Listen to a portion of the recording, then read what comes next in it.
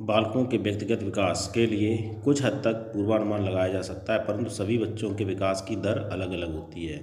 इसका तात्पर्य है बालकों का जो व्यक्तिगत विकास होता है वो सभी बालकों में अलग अलग होता है और सभी बच्चों की कुछ ना कुछ सीखने की दर जो होती है कुछ डिफरेंट अलग टाइप की होती है। इसके बाद दूसरा प्रश्न आता है, निम्नलिखित में कौन सा कथन सही है? विकास एक सतत प्रक्रिया है। विकास जो जीवन भर लगातार चलने वाली एक प्रक्रिया है, इसीलिए इसका आंसर होगा विकास एक सतत प्रक्रिया है। बच्चे अपने समाज के बारे में ज्ञान, रहने के कौशल, मूल रीतियाँ किससे सीखते हैं? आस पड़ोस से, स्कूल से, धर्म से, समकक्षी से। बच्चे जो है वो अपने समाज के बारे में जो ज्ञान है वो सबसे पहले आस पड़ोस से, स्कूल से, धर्म और समकक्षी यानी सभी तत्वों से सीखते हैं। तो इसके लिए ऑप्शन 4 सही हो जाएगा, A, B, C और D। इसके बाद जो आता है अगला क्वेश्चन, जीन पियाजे के सिद्धांत के अनुसार अनुकूलन किन दो मूल प्रक्रियाओं को समाहित करता है? जीन पियाजे ने समायोजन और समावेशन का सिद्धांत प्रस्तुत किया है, अतः जीन पियाजे के सिद्धांत के अनुसार अनुकूलन निम्न दो मूल प्रक्रियाओं को समाहित करता है, समायोजन और समावेशन। जीन पियाजे के संज्ञानात्मक विकास के किस स्तर पर बच्चे लंबाई व भार जैसे गुणात्मक आधारों पर वस्तुओं को व्यवस्थित कर पाते हैं, परंतु अमूर्त संरचनाओं की संक्रियात्मकता में कठिनाई महसूस करते हैं? मूर्त संक्रियात्मक। लेव वाइगोत्स्की के सिद्धांतों के अनुसार व्यक्तिगत बाग बच्चों को अपनी सोच विनियमित करने में मदद करता है।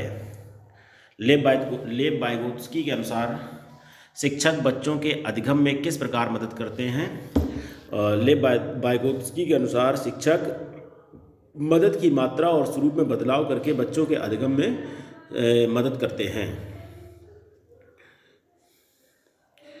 क्वेश्चन नंबर 8, पूजा अपनी दोस्त से कहती है कि हमें कक्षा के नियमों का पालन करना चाहिए वरना शिक्षिका हमें बाहर खेलने की अनुमति नहीं देगी। पूजा लॉरेंस कोहलबर्ग के नैतिक विकास के किस चरण में है? आज्ञा पालन व दंड अभिविन्यास में। अगला क्वेश्चन नंबर 9, हार्वर्ड गार्टन के अनुसार निम्नलिखित में कौन सा कथन सही नहीं है? बुद्धिमत्ता एक स्थिर और स्थायी विशिष्टता है। क्वेश्चन नंबर 10, एक बाल केंद्रित शिक्षा में शिक्षिका और विद्यार्थी दोनों सक्रिय भूमिका में होते हैं। क्वेश्चन नंबर 11, ये कथन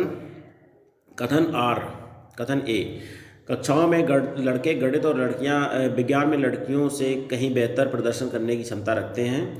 इसका कारण बता रहे हैं कि लड़कों में लड़कियों की अपेक्षा गणितीय तर्क व वैज्ञानिक क्षमताएं सहज रूप से मौजूद होती हैं।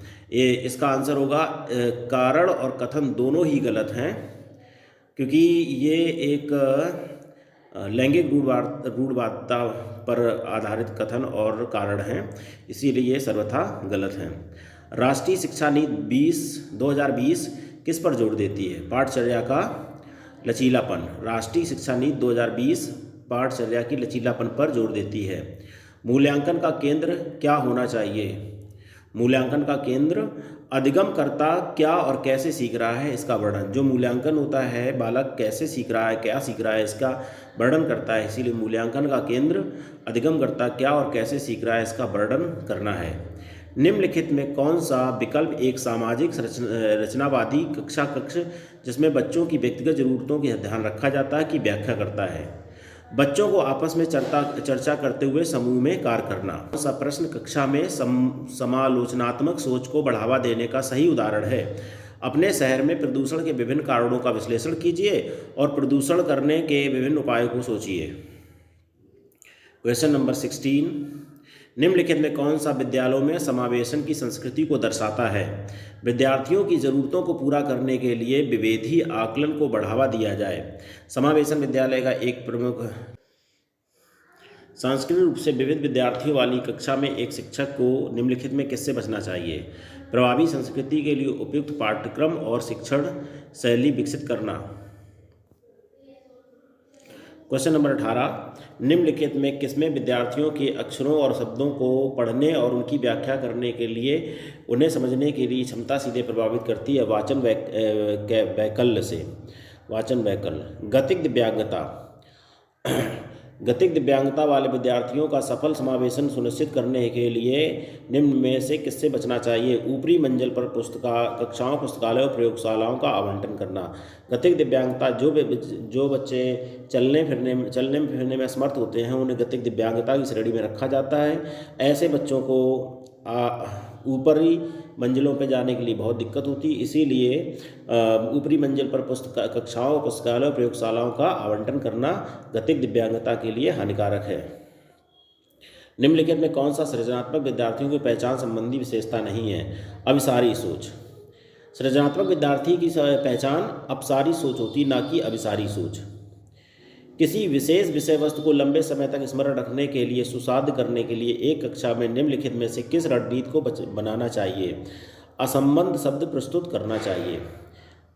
जब सीखी हुई सामग्री हो तो विद्यार्थी बेहतर सीखते हैं।